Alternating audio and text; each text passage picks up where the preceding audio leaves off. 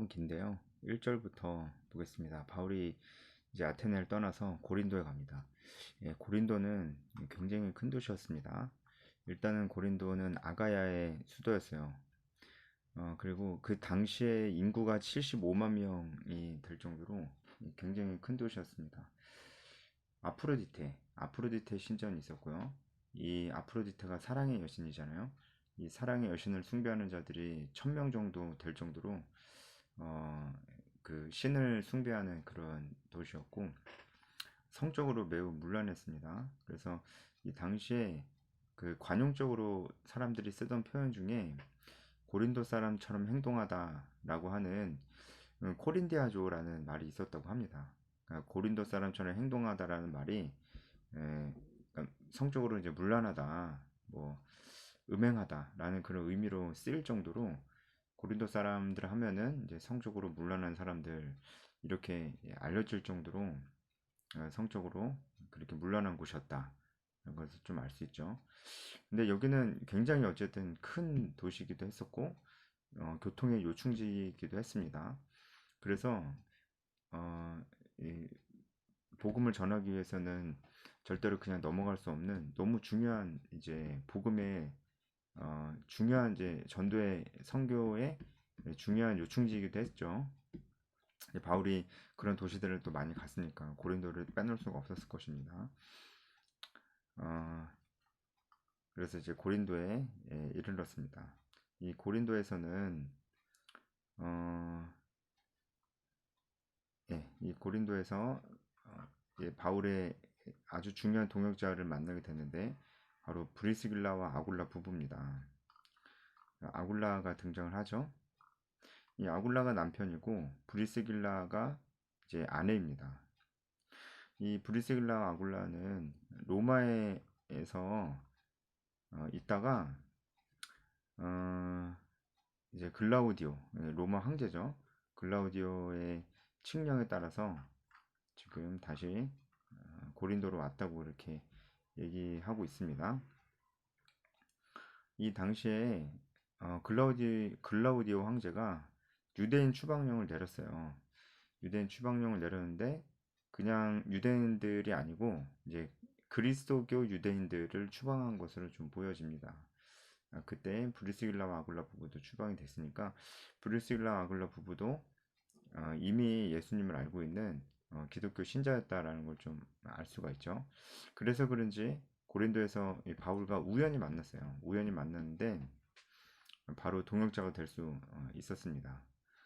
어, 브리스길라 아굴라 부부가 바울의 직업과 이제 같았거든요. 바울도 이 텐트와 관련된 텐트를 만드는 그런 직업을 가지고 있었고, 그리고 이 부부도 텐트에 관련된 그 직업을 가지고 있었습니다.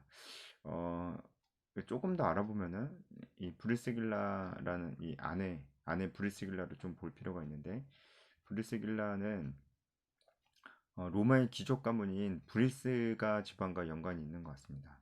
로마의 귀족 가문 중에 브리스가 집안이 있는데 거기 사람으로 보여요. 그래서 아주 돈도 많고 인맥도 아주 넓었을 것입니다. 그래서 이 텐트 관련된 일을 하지만 이 사람들은 그냥 제조만 하는 게 아니고 본인의 회사를 가지고 있었을 것이다. 이렇게 좀 생각이 들어요. 아마도 어떤 학자에 의하면은 이 브리스길라와 아굴라 부부는 로마와 고린도와 에베소에 그 회사들 지점들이 있었을 것이다. 이렇게 보고 있어요. 그래서 나중에 바울이 고린도에 1년 6개월 동안 머물다가 떠나는데 에베소에 이 브리스길라와 아굴라 부부를 에베소 교회를 부탁하고 그리고 바울이 안디옥 교회로 돌아가는 걸 볼 수가 있거든요. 어, 그런 점도 뭐 그런 걸 봐도 이 두 부부에게 에베소에도 그 텐트 관련된 지점이 있지 않을까라는 것들을 좀 추측하게 하는 것입니다. 어쨌든 너무 중요한 동역자를 만났죠. 이 브리스길라와 아굴라 부분 너무 중요한 동역자입니다. 어, 그렇죠. 그리고 3절에 나오죠. 생업이 같으므로 이 두 부부와 바울이 생업이 같았습니다. 바울도 텐트 관련된 일을 했죠. 흔히 우리가 이제 유명한 텐트 메이커다 이렇게 이런 얘기를 하는데 텐트 메이커 일을 했습니다. 근데 이때 텐트 메이커라는 단어가 이제 그 헬라어 단어가 스케노포이오스라는 단어가 쓰였는데 이 단어가 쓰일 때는 단순히 그냥 텐트를 만드는 것뿐만이 아니고 텐트에 관련된 그 천막에 관련된 어, 그 아주 다양한 일들을 다 통칭해서 얘기하는 거라고 합니다. 뭐 그 가죽을 연결하는 일, 가죽으로 천막 만드는 거, 심지어는 신발 만드는 일까지 가죽과 관련된 일들을 다 통칭한다고 합니다. 그런데 아마 여기서는 천막 만드는 일을 했을 것이고 브리스길라와 아굴라 부부도 그런 일을 했을 것이다. 왜냐면은 이제 이 고린도 도시가 이 그 올림픽과 비슷한 그런 운동회 아주 큰 운동회가 있었습니다. 아주 유명했었거든요. 그래서 왜 우리나라에서도 운동회 하면은 천막이 필요하잖아요. 캐노피 같은 거 필요하잖아요. 그래서 아마 이 수요가 많았을 것이다. 라고 이렇게 좀 보여져요. 그래서 바울도 그 이 고린도에서 천막 만드는 일을 했었고 이 두 부부도 그렇게 할 수 있었다. 고린도의 지점을 가지고 있었다. 이런 것들 좀 볼 수 있습니다. 바울이 텐트 메이커라는 거는 뭐 흔히 알고 있는 사실이잖아요. 아마도 바울은 고향에서부터 어릴 때부터 이 제조 기술을 천막에 관련된 기술을 배웠을 것이다 이렇게 봐요. 일단은 바울의 고향인 다소가 어, 이 천막 만드는 데 이용되는 그런 가죽이 생산됐던 그런 곳이고 그래서 아마 바울이 어릴 때부터 이제 이 가죽을 다루는 이런 그리고 천막을 만드는 교육을 받았을 것이다 이렇게 좀 보여지고요. 그리고 당시에 유대인들은 기본적으로 좀 아들들에게 직업 훈련을 시키는 것이 하나의 관습이었습니다. 특히 이제 서기관이나 율법학자들은 자기가 가르치는 것으로 보수를 받는 게 아니고 자기가 따로 직업을 가지고 그것으로 돈을 벌면서 어, 살고 그리고 율법을 가르치는 것으로는 보수를 받지 않는 것이 바람직하다라고 하는 그런 의식이 율법 학자들에게도 있었다고 합니다. 바울도 율법 학자였으니까요. 가말리엘 문화에서 정식으로 배웠었던 학자였으니까요. 이 겸사겸사 해서 어릴 때부터 이 텐트 만드는 것을 배웠을 것이다. 이런 생각이 듭니다. 근데 이렇게 고린도에서 이렇게 잘 쓰이게 될지 몰랐겠죠. 하나님이 우리를 어떻게 준비시키실지 아무도 모르는 거예요. 그리고 이 고린도에서 이렇게 이 두 부부를 만나게 될지도 몰랐을 것이고 바울이 열심히 뭔가 열정을 가지고 전도 여행을 하지만 사실은 바울이 주인공이 아니라 그 배후에 계시는 하나님께서 모든 것을 다 이끌어 주시고 만나게 해주시고 준비됐던 것들을 사용할 수 있는 기회도 주신다는 거 우리가 볼 수 있습니다. 결국은 하나님이 주인공이죠. 하나님이 하시는 것들을 우리가 볼 수가 있는 것 같습니다. 안식일마다 바울이 회당에서 강론했습니다. 언제나 그랬듯이 회당에서 강론했습니다. 그리고 유대인과 헬라인들을 권면했습니다. 여기 헬라인도 이제 유대교를 개종한 헬라인들이겠죠. 5절에 신라와 디모데가 마게도냐로부터 내려왔습니다. 그러니까 여러분 그 동선 헷갈리지 않으시죠?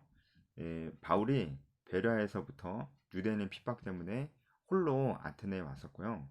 그 베레아 사람들의 인도를 받아서 베레아 사람들과 함께 아테네에 갔습니다. 그리고 베레아 사람들이 다시 베레아로 돌아갈 때 바울이 그 사람들에게 지금 베레아에 있는 신라와 디모데를 속히 오라고 좀 얘기해줘라 해서 신라 디모데가 아테네에 왔던 걸로 보여요. 근데 잠깐 있다가 바울이 디모데에게는 데살로니가를 신라에게는 빌립보 교회를 부탁해서 이 두 사람은 다 각각 데살로니가 빌립보로 갑니다. 그리고 바울이 다시 홀로 남았을 때에 바울이 이제 고린도로 오는 것이죠. 그래서 지금은 신라 디모데를 다시 고린도로 오라고 이렇게 얘기를 해서 고린도에서 이 세 사람이 다시 만나게 되는 것입니다. 5절은 그 얘기죠.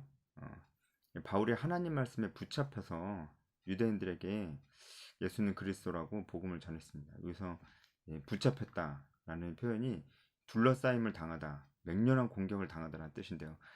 말씀에 둘러싸임을 당했대요. 그러니까 바울이 정말 그 말씀 가운데 이 마음 가운데 이 말씀이 충만했다는 것을 알 수가 있어요.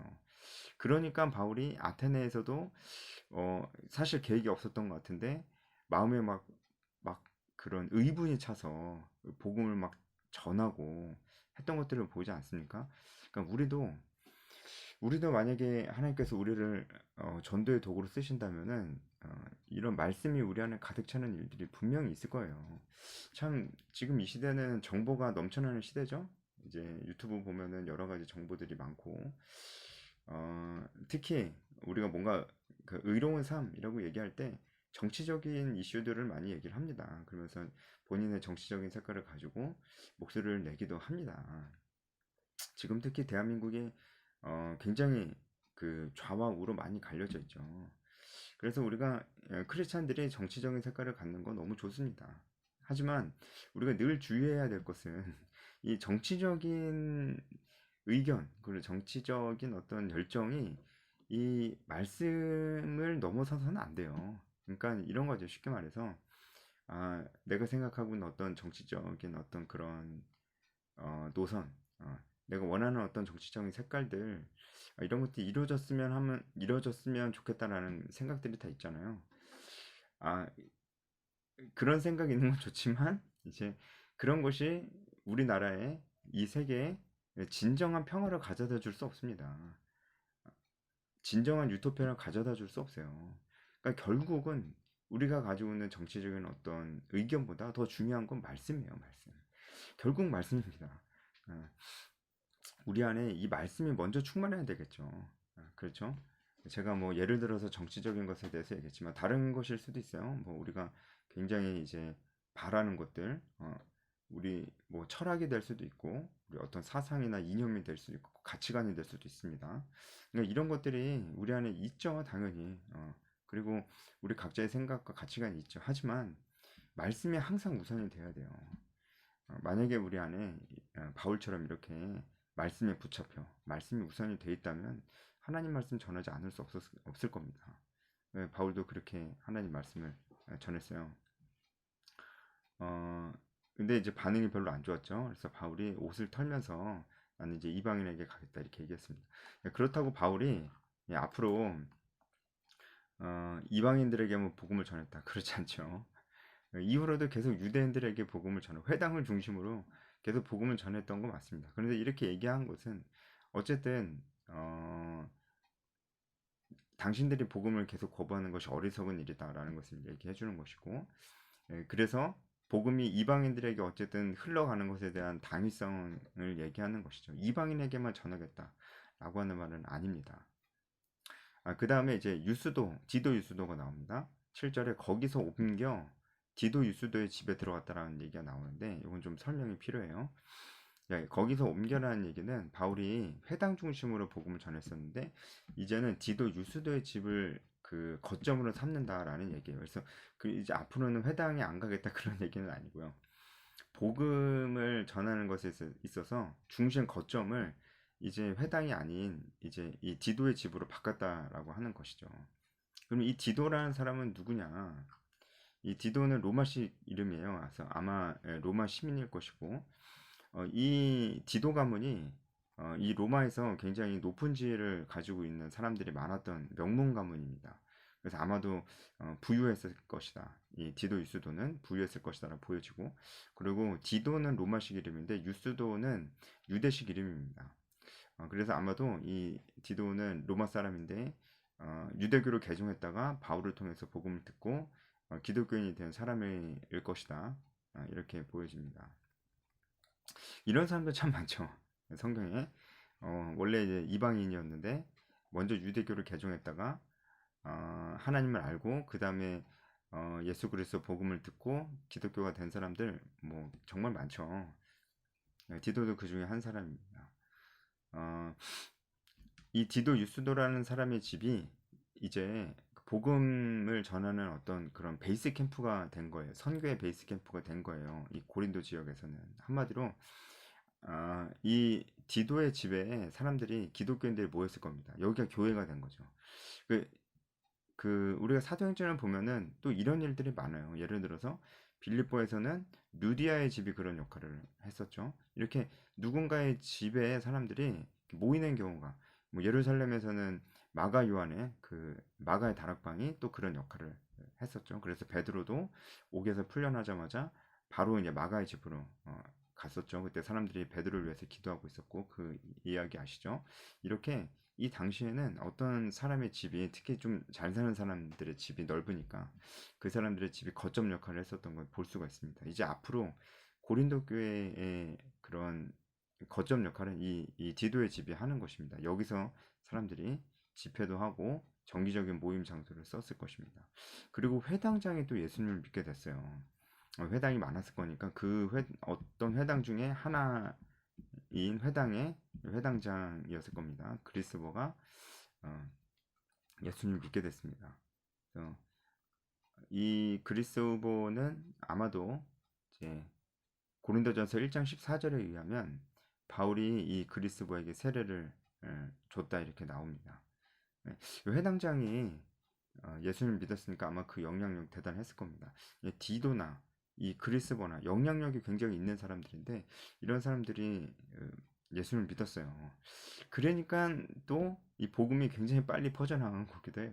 그러니까 우리도 정말 영향력 있는 사람들에게 복음을 전해야 된다라는 것들을 정말 좀 생각할 필요가 있는 것 같아요. 여러분 그렇지 않나요? 사도행전 보면 그 바울의 복음을 듣고 돌아오는 사람들 중에 뭐 귀부인도 굉장히 많았고, 이런 영향력 있는 사람들이 정말 많았습니다. 뭐 구부로 섬에서는 총독이 복음을 듣고 이제 돌아오는 경우도 있었고요. 이거는 그냥 우연이 아니고 바울이 그 하나의 계획이고 전략이었다라고 우리가 좀 봐야 돼요. 그렇다면 지금 우리도 영향력 있는 사람의 복음을 전하는 거, 영향력 있는 사람을 중심으로 뭔가 이제 교회 공동체가 성장하기를 바라고 하는 것들, 우리가 그런 관점으로 해외 선교도 좀 그렇게 볼 필요가 있습니다. 그래서 좀 극단적으로 카톨릭 국가나 이런 미국이나 유럽에 선교 가는 것을 극단적으로 싫어하고 왜 가냐라고 하는 사람들은 이런 것들을 좀 볼 필요가 있어요. 뭐 사족이지만 예를 들어서 미국으로 간다. 미국에 있는 어떤 유명한 아주 큰 캠퍼스에 가서 복음을 전한다라고 했을 때 그게 쓸데없는 일이다라고 얘기하는 사람들은 잘 생각해 볼 필요가 있는 거예요. 미국에 뭐 아주 유명한 대학교에 가면은 전 세계 수재들이 거기 다 있습니다. 그 마치 고린도에 있는 어떤 그런 유명한 어떤 그런 장소하고 똑같은 역할을 하는 거겠죠. 그런 선교가 쓸데없다고 얘기할 수 있나요? 절대 그럴 수 없습니다. 지금 전 세계 어디든 우리가 선교를 가는 것이 어디는 더 중요하고 어디는 덜 중요하다고 얘기할 수가 있나요? 그럴 수가 없습니다. 이 바울의 전도 여행을 봐도 우리가 그럴 수 없습니다. 물론 우리가 미전도 종족에게 복음을 전해야 되죠. 그 사람들 복음 못 들어봤으니까. 하지만 그것만이 중요하다고 생각하면 정말로 안 되고, 또 그게 사실이 아니에요. 그것만 중요할 수가 없어요. 오히려 뭐 예를 들어서 우리가 뭐 그 동남아시아를 생각했을 때 그 동남아시아 있는 여러 나라 중에 영향력 있는 나라에, 그 나라가 가톨릭 국가라고 할지라도 그 나라에 가서 그 사람들에게 복음을 전하고 그 사람들을 정말 훈련된 제자로 세우는 것이 정말 우리 한국 교회가 해야 될 역할일 수도 있습니다. 그런 생각들을 좀 해봅니다. 밤의 환상 가운데서 하나님께서 바울에게 나타나셔서 많이 위로해 줬습니다. 아주 큰 위로가 됐을 거라 생각이 듭니다. 이 위로 이 위로가 마치 이제 큰일이 있을 거니까 마음 단단히 먹어라, 이런 역할도 하지 않았을까라는 생각도 좀 들어요. 왜냐면은 바울이 또 잡히거든요. 이 갈리오가 아가야의 총독이 되었습니다. 이 고린도가 아가야 지역의 수도라고 그랬죠. 이때 유대인들이 또 바울을 대적해서 바울을 끌고 법정에 갔어요. 13절에 바울을 고소하는데, 총독 앞에서 바울을 고소하는 거죠. 바울이 율법을 어겼다. 율법을 어기면서 하나님을 경외하라고 사람들을 권한다. 이렇게 고소를 했는데 좀 이상하지 않나요? 율법을 어기면서 하나님을 경외하라고 사람들을 권했다. 율법이 하나님을 경외하라고 하잖아요. 그런데 왜 어겼다고 그러는 거죠? 자, 이것은 이제 율법으로 번역된 이 노모스라는 이 단어가 사실은 여기서는 모세의 율법을 가르친 게 아니고 로마의 법을 가리키는 겁니다. 그러니까 유대인들은 바울을 로마의 실정법을 어겼다라고 하면서 고소를 하고 있는 거예요. 그럼 로마의 실정법 중에 어떤 것들이 있죠? 제가 저번에도 말씀드렸는데 로마에서 공인된 종교가 아닌 다른 종교를 전하는 것은 불법입니다. 예, 그런 의미로 유대인들이 바울을 총독 앞에 고소하고 있는 것이다 이렇게 볼 수가 있어요. 근데 갈리오가 딱 보니까 이거는 그냥 너네들 종교에 관한 문제야. 내가 상관할 게 아니야. 이렇게 생각을 했습니다. 예, 아마 유대인들이 당황했을 거예요. 왜냐면은 이 갈리오가 이제 총독이 됐기 때문에 유대인들이 또 힘이 있으니까 우리가 다 단체로 가가지고 이 바울 한 사람을 고소하면은 이 총독이 이제 총독돼서 유대인의 환심을 사고 싶은 마음도 있을 것이다라는 생각을 아마 그런 기대를 했을 거예요. 그런데 갈리오가 나는 관심 없어 이렇게 얘기를 하니까 아주 황당했을 겁니다. 이렇게 그냥 재판이 끝나고 고소가 그냥 끝나버렸어요. 어, 아마 이 사건을 계기로 바울과 이 고린도 교회 사람들은 훨씬 더 자유롭게 신앙생활을 할 수 있고 선교 활동을 할 수 있게 됐을 겁니다. 왜냐면은 이렇게 판례가 있는데 또 누가 바울을 붙잡고 또 비슷한 제목으로 가서 또 고소를 할 수는 없잖아요. 그러니까 오히려 좋지. 바울한테는 오히려 더 자유롭게 행동할 수 있는 어떤 그런 계기가 되었다 하는 것이죠. 이제 그냥 이렇게 재판이 끝나 버리니까 어, 이제 17절에 모든 사람이 회당장 소스데네를 잡았습니다. 여기서 모든 사람이 누구를 가리키느냐라고 했을 때 유대인이 아닌 것으로 좀 보입니다. 여기서 모든 사람은 헬라인으로 보입니다. 근데 헬라인인데 반유대교적 감정을 가지고 있는 헬라인으로 보여요. 반유대교적 감정을 가지고 있는 헬라인들이 이제 유대인들을 역으로 이제 공격을 하는 거죠. 아마도 이제 유대인들이 그냥 괜히 소란 피우는 것처럼 보였을 수도 있어요. 이 반유대적인 감정을 갖고 있는 헬라인들이 아무래도 이제 그 황제도 유대인 추방령을 내렸고 이제 로마 전체적으로 좀 유대인들에 대한 안 좋은 감정이 좀 있었던 것 같아요. 그런데 지금 유대인들이 또 이런 난리치는 것처럼 또 보이니까 이 헬라인들이 어, 그냥 이미 재판이 끝났지만 헬라인들이 가만히 있지 않고 유대인들 중에 대표가 되는 사람, 회당장 소스되는 회당장이니까 이 사람을 대표로 잡아서 막 때렸던 것 같습니다. 이런 아주 뭐 난리가 나는 거죠. 그런 일들이 사람들은 아주 시끄럽고 난리가 났지만 바울에게는 오히려 그리고 고린도 교회에게는 오히려 하나님이 주시는 정말 큰 선물이 되었다라고 하는 것을 우리가 좀 볼 수가 있습니다. 네, 오늘 해설 여기까지 하겠습니다.